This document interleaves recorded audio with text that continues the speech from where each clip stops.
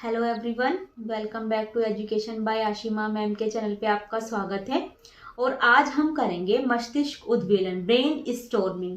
Brain storming क्या है तो मैं आपको बता दूं, इस तकनीक का विकास जो है वो किसने किया था? ऑसबॉर्न ने किया था और ये 1963 में किया। इसमें क्या था कि हमें एक सृजनात्मक समस्या दे दी जाती थी और उसका ही हमें उद्वेलन करना होता था। ठीक है, क्या था? सृजनात्मक समस्या का उद्वेलन करना होता था। इसके अंदर कॉन्सेप्ट मैप बनाए जाते थे। फॉर एग्जाम्पल, जैसे कि मैं एक उदाहरण के द्वारा आपको समझाती हूँ कि मान लो मैंने अपनी क्लास में कोई भी एक जो क्रिटिकल थिंकिंग है, जो सृजनात्मक समस्या है, मैंने वो दे दी और अब मैं अपने बच्चों को बोलूंगी कि उस समस्या के ऊपर वो वाद विवाद करें। अब वो चाहे सही हो या ना हो, लेकिन आप देख रहे हैं कि बच्चे के जो माइंड में आ रहा है, सभी बच्चा का जो माइंड है वो अलग अलग तरीके से काम करेगा और जो बच्चा है वो भी उस समस्या के अलग अलग समाधान बताएगा। तो वो क्या होगी? वो एक डाइवर्जेंट थिंकिंग की तरफ जा रहा है। ठीक है, यही हमारा क्या था? यही हमारा उद्वेलन या ब्रेन स्टॉर्मिंग, मस्तिष्क उद्वेलन था। तो डेफिनेशन मैंने आपको ब्लैक बोर्ड पर दी है। तो क्या था ये? इस तकनीक का विकास ऑसबॉर्न ने 1963 ईस्वी में किया था। इसमें किसी सृजनात्मक समस्या का उद्वेलन किया जाता है। संकल्पना मानचित्र, कॉन्सेप्ट मैप बनाकर भी मस्तिष्क उद्वेलन किया जा सकता है।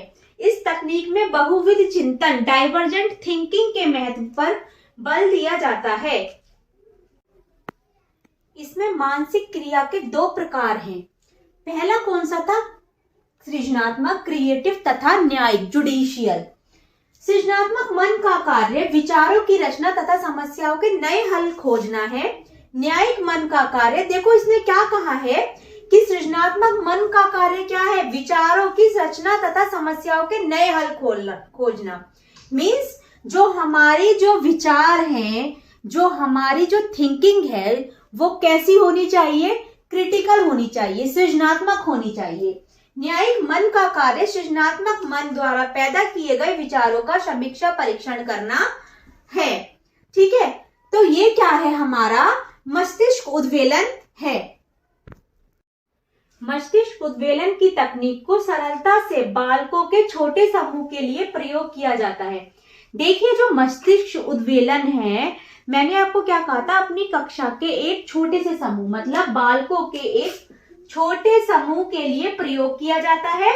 वाद विवाद के लिए एक समस्या दी जाती है। ठीक है, हम कोई भी एक प्रॉब्लम दे देंगे, किसको? बच्चों के एक ग्रुप को, एक छोटे से समूह को। यह शिक्षण आयु पूर्ण रूप से प्रजातांत्रिक है। और हाँ, ये कैसा है? प्रजातांत्रिक है। सबके अलग अलग विचार होंगे, जो बच्चा बोलना चाहता है वो बोल सकता है। ठीक है, इसकी धारणा, अजम्पशन यह है कि एक व्यक्ति की अपेक्षा उनका समूह अधिक विचार दे सकता है। सिंपल सी बात है, जब हमारी कक्षा में या हम लोग, मान लो हम 4-5 टीचर्स ही हैं, अगर हम बैठे हुए हैं और कोई भी एक टॉपिक ले लिया जाए, तो सभी अपने अपने जो सृजनात्मक जो विचार होते हैं, जो क्रिएटिव जो उनकी थिंकिंग है, वो सबकी अलग अलग होगी।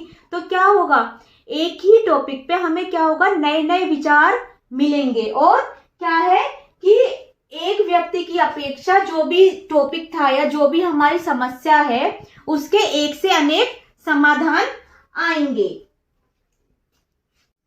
इस शिक्षण प्रविधि का प्रारूप समस्या केंद्रित होता है।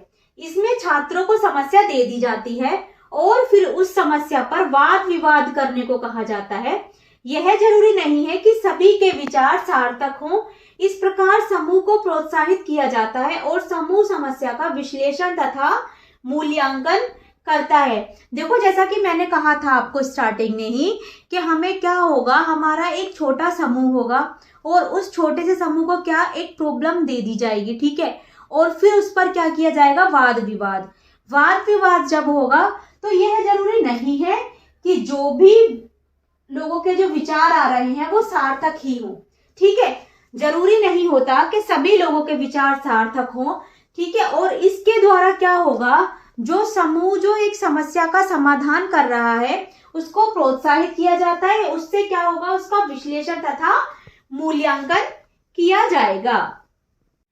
इस शिक्षण आव्यूह का आधार शैक्षिक तथा मनोवैज्ञानिक दोनों ही है। ब्रेन स्टॉर्मिंग का संबंध भावात्मक तथा उच्च स्तर के उद्देश्यों से है। यह शिक्षण आव्यूह छात्रों में अच्छे विचारों को विकसित करने में सहायता करता है। इस शिक्षण आव्यूह के मूल्यांकन के लिए सृजनात्मक परीक्षाएं अधिक सार्थक तथा उपयोगी होती हैं। तो इसके लिए कौन सी वाली परीक्षाएं ज्यादा उपयोगी होगी? सृजनात्मक तथा सार्थक, ये दोनों परीक्षाएं ज्यादा उपयोगी होती हैं। और हाँ, इसका जो आधार है वो कैसा है, इसका जो संबंध होता है वो कैसा होना चाहिए? भावात्मक तथा उच्च स्तर के उद्देश्यों से होता है इसका संबंध। ठीक है, क्योंकि इसकी शिक्षण परिस्थितियों में सृजनात्मक समस्याओं के विकास के लिए अधिक अवसर दिए जाते हैं। निम्नलिखित नियमों का पालन किया जाता है। देखिए वे कौन कौन से नियम हैं जिनका पालन हम ब्रेन स्टॉर्मिंग के टाइम करते हैं। तो सबसे पहला है, बच्चों के विचारों को प्रस्तुत करने के लिए उत्साहित किया जाता है। ठीक है, बच्चों के जो विचार होंगे, जो बच्चा सोच रहा है उसको क्या करेंगे हम? उत्साहित करेंगे। उन्हें मौलिक अथवा नए विचार प्रस्तुत करने के लिए प्रोत्साहित किया जाता है तथा उनके जो मौलिकता है, जो उनके विचारों की जो मौलिकता है, उनके जो विचार हैं उनको प्रस्तुत करने के लिए हम क्या करेंगे?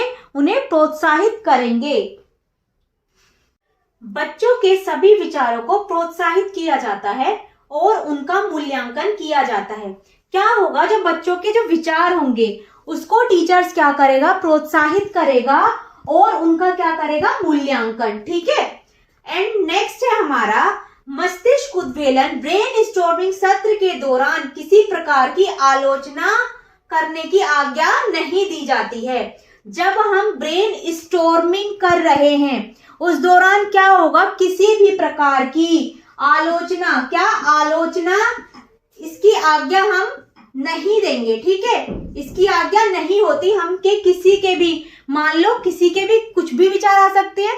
कोई भी अगर हमने प्रॉब्लम दी है, अगर कोई भी बच्चा उस पर कैसे भी अपने विचार प्रस्तुत कर रहा है तो हम उसकी आलोचना थोड़ी करेंगे। उसने तो अपनी तरफ से अच्छा ही दिया है ना, उसको जैसा लगा, उसको जैसा समझ में आया, उसने उस विषय के ऊपर वैसा ही हमें आंसर दे दिया।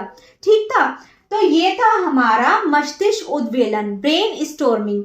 आई होप जो मैंने आज आपको समझाया है वो आपको अच्छे से समझ आ गया होगा। ठीक है, तो मिलते हैं अपनी नेक्स्ट वीडियो में। तब तक के लिए हंसते रहिए, मुस्कुराते रहिए और देखते रहिए एजुकेशन बाय आशिमा मैम के चैनल को। ठीक है, अपनी नेक्स्ट वीडियो में मिलेंगे किसी और नए टॉपिक में। तब तक के लिए बाय बाय।